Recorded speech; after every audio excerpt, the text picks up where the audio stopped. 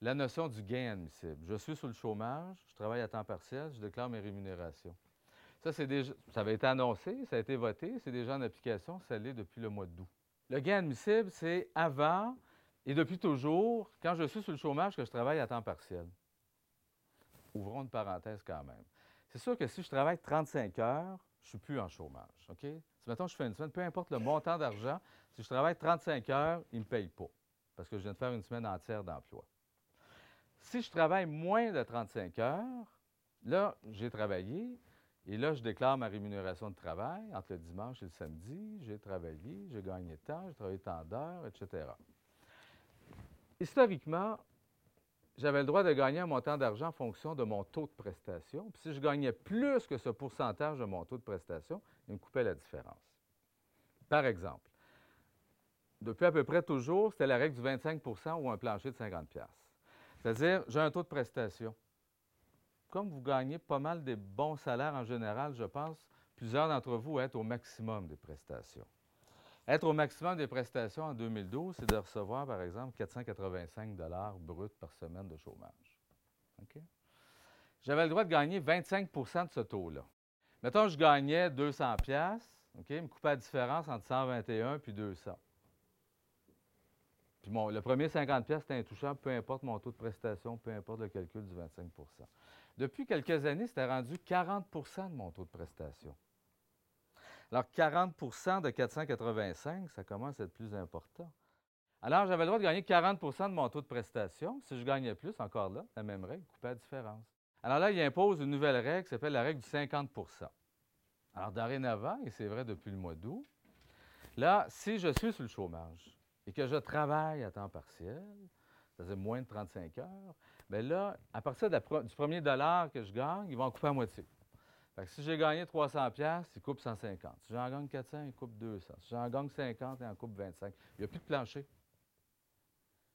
Dans ce fameux 40 du maximum qui est toujours donc 194, je n'ai plus cette espèce de protection qui dit qu'il y avait ce plancher qui m'appartenait. Là, il coupe la moitié. Bon. Ça va affecter pas tout le monde et pas tous de la même façon. Ça va affecter une majorité de monde qui, effectivement, sont dans un average autour de 300, 350, 370 par semaine. Puis quand ils travaillent, ce n'est pas des gros montants d'argent. Cette nouvelle règle du 50 par contre, elle ne défavorisera pas les gens qui sont à haut taux de prestation et qui vont recevoir, mettons qu'ils ont travaillé à temps partiel, parce qu'ils bénéficieraient d'un taux horaire très élevé. Ça, si tu gagnes 50 $ de l'heure, tu viens de travailler 8 heures, tu viens d'en faire 400. Alors là, le calcul ne se fera pas de la même façon. Il pourrait être bénéfique quand on est à haut taux de prestation et que je travaille à temps partiel et j'ai gagné un gain substantiel, de demeurer donc, et je dis bien demeurer parce qu'ils nous ont ouvert la porte de pouvoir revenir avec l'ancienne règle. Donc, ça pourrait être bénéfique de rester avec cette règle du 50 %. On va permettre à un certain nombre de personnes, qu'on appelle les prestataires admissibles, de revenir à l'ancienne méthode du 40 %. Qui sont les prestataires admissibles? C'est les gens qui étaient sur le chômage entre le mois d'août, suivez-moi, parce que c'est compliqué. C'était les gens qui étaient sous des prestations de chômage entre le mois d'août 2011 et le mois d'août 2012. OK? Août 2011, août 2012. On ne mettra pas de jour.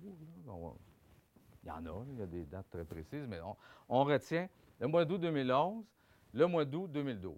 Dans cette année-là, si vous avez été prestataire d'assurance chômage et que vous avez travaillé à temps partiel, vous travaillez pendant cette période-là et donc déclaré des revenus de travail, vous devenez pour eux un prestataire admissible. Et donc, dans quelques semaines, vous allez recevoir un petit papier, normalement, vous disant, monsieur, madame, vous êtes un prestataire admissible.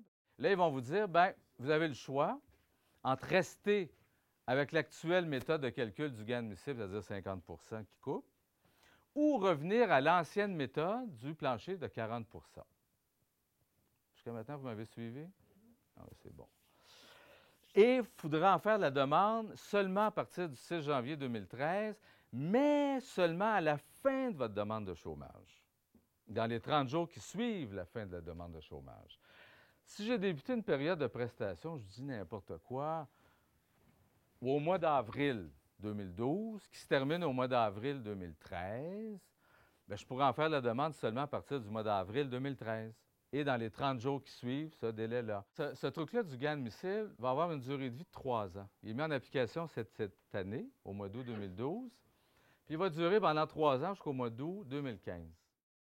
Eux vont vous dire, tu as le choix. Et le réflexe des gens, puis il est normal le réflexe, parce que la majorité des gens, ça leur porte préjudice actuellement, la nouvelle application du gain admissible de 50 %. La réaction des gens, générale et justifiée, c'est de dire c'est pas bon. OK? Pas bon. Sauf que dans certains cas d'espèce, avec un certain nombre de chiffres, c'est-à-dire haut taux de prestation, rémunération temps partiel dans ma semaine élevée, il peut être bénéfique de rester avec la méthode du 50 %. Genre, il y a 2 semaines, ici, la réaction des gens, en tout cas celle que j'ai comprise, c'est de dire je préfère revenir à l'ancienne méthode du 40 %. Pour la majorité du monde, c'est le cas. Pour les gens, je le répète, à haut taux de prestation et donc avec mettons un taux horaire parce que tu es technicien de quelque chose, le taux horaire est élevé, tu as une journée, tu fais 400$, puis il est peut-être préférable de rester avec l'actuelle méthode. On part toujours avec l'idée que, mettons, c'est une personne qui est au maximum de ses prestations. Et actuellement, c'est 485 $ brut par semaine de chômage. Ça va? Mettons, je travaille une journée, je gagne 200$. Ça va? Parfait, parfait. Je m'en vais avec la règle du 40 %. L'ancienne règle, celle avant le mois d'août 2012. Alors, mon gain admissible est de 194, c'est-à-dire 40 % de mon taux de prestation, c'est 194. L'ancienne loi me dit, monsieur, madame, tu as le droit de gagner 194, si tu en gagnes plus, on va te couper la différence. Alors, si je gagne 200, je me coupe 6 piastres. Avec l'actuelle méthode, je gagne 200, je coupe 100 piastres. Pas bon. Pas bon. Alors, je suis mieux avec l'ancienne méthode du 40 % parce que là, j'ai une rémunération dans ma semaine qui est quand même pas très élevée. Prenons un autre cas de figure. Toujours avec cette idée du taux de prestation maximal. Alors, donc, je suis avec le maximum de prestation de chômage, 485, et au lieu de gagner 200 dans mon premier exemple, j'en ai gagné 700. Travailler une journée et demie, puis ça paye. Bon, parfait. Avec la règle du 40 %, j'ai le droit de gagner 194 $. Hein? C'est mon 40 % de mon taux de prestation. La différence entre 194 et 700, il ne me reste rien. Je coupe 500 $. Mon taux de prestation, c'est 485. Il ne me reste rien. Bon. Avec l'actuelle règle du 50 %, ils vont me couper 350. Mon taux de prestation est à 485. Alors, j'ai un taux de 485 et j'ai un gain de travail de 700. Ça, c'est mon dernier exemple, OK? Parfait. Alors, je prends ma règle de 40 %. L'ancienne règle.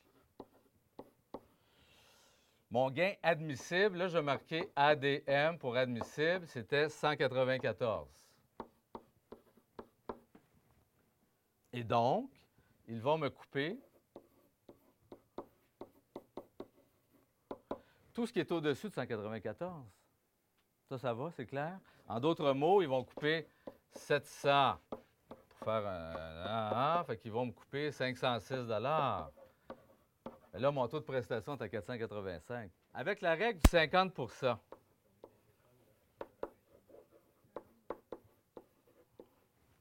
Avec la règle du 50 %. Alors, mon gain est de, j'ai dit 700 $.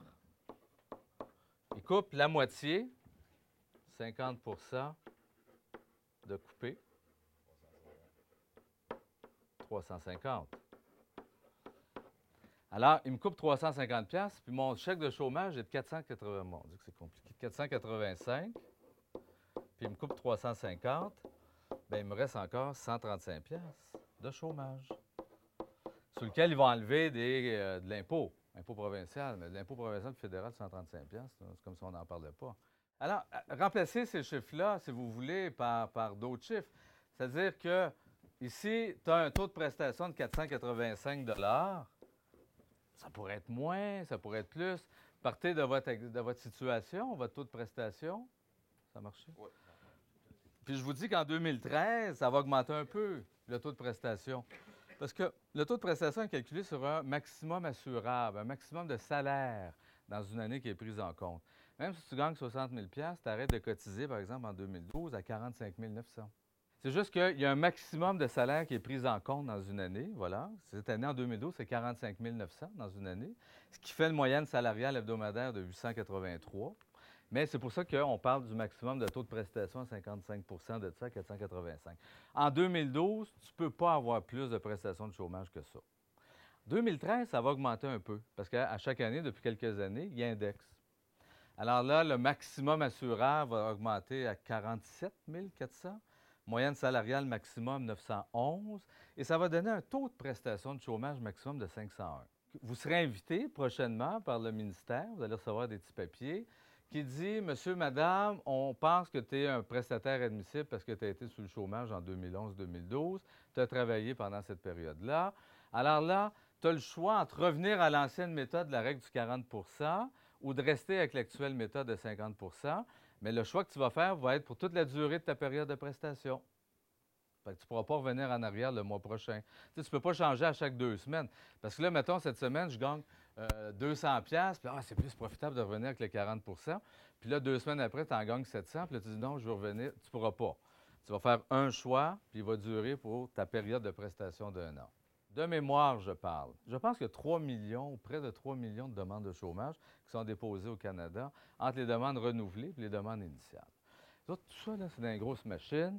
Puis là, ils savent c'est qui prestataire admissible. Il y a une sorte de monde qui sont admissibles à revenir à l'ancienne méthode.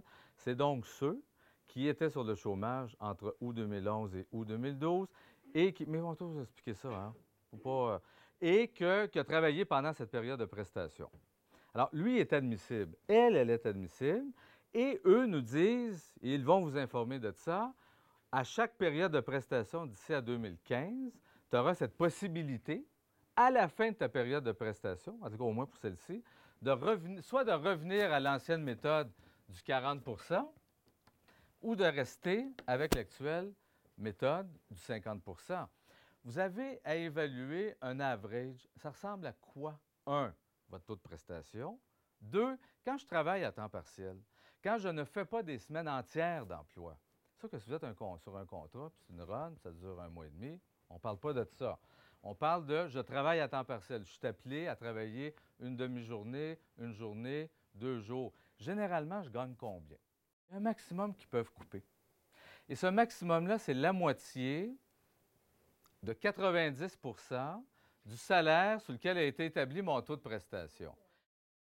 J'ai un taux de prestation de 485. Si j'ai un taux de prestation de 485, c'est parce que j'avais une moyenne salariale de 483. Juste à devant mon autre petit papier pour vérifier que je dis bien la bonne chose. Et 883, c'est ma moyenne salariale, OK? Qui a établi mon taux de prestation, on va l'appeler chaume, mon taux de prestation qui est à 485. Ça va? Donc, mon taux de prestation maximum a été établi sur le salaire maximum hebdomadaire, moyenne de 883.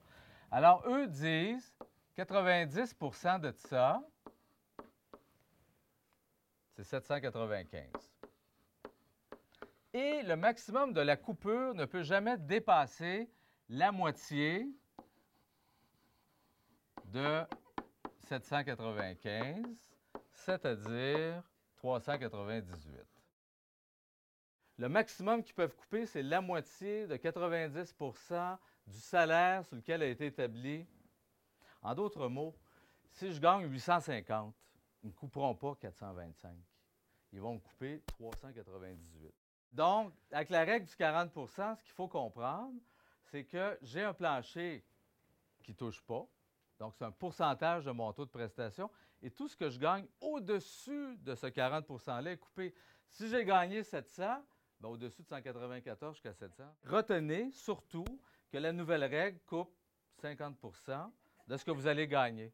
Et que dans certains cas de figure, selon les chiffres, ça peut être profitable ou non. soit de rester avec l'actuelle méthode, soit de revenir à la règle du 40 Dans les cas de figure où une personne qui gagne un taux de prestation important, et quand elle travaille, gagne à temps partiel, moins de 35 heures, gagne un montant d'argent important, dans un cas de figure comme celui-là, celui-ci, par exemple, il va lui rester 135 pièces de chômage, plus bien sûr le salaire de 700 pièces. Mais là, tout est votre situation, taux de prestation, combien je gagne, etc. Qu'est-ce qui est le plus profitable? S'il me reste seulement quelques dollars de prestation, est-ce qu'il est plus profitable d'appeler le chômage comme vous le faites, puis de dire, moi, je renonce, je ne veux pas que vous me payiez cette semaine-là. Je préfère garder dans ma petite banque de semaines de prestations régulières cette semaine-là. Puis voilà. Tout ce qui est le plus profitable, vous devez, il y a des calculs à faire. Mais tout ça relève d'une évaluation personnelle à partir des résultats que vous avez. C'est-à-dire, quand vous débutez une demande de chômage, il me donne combien de semaines de prestations? Déjà là, ça va vous donner une bonne idée. 2, mon taux de prestation, quand je travaille à temps partiel, ça ressemble à quoi? Alors, tous ces éléments-là vont vous aider, vont vous éclairer pour faire un choix le mieux pour votre propre situation.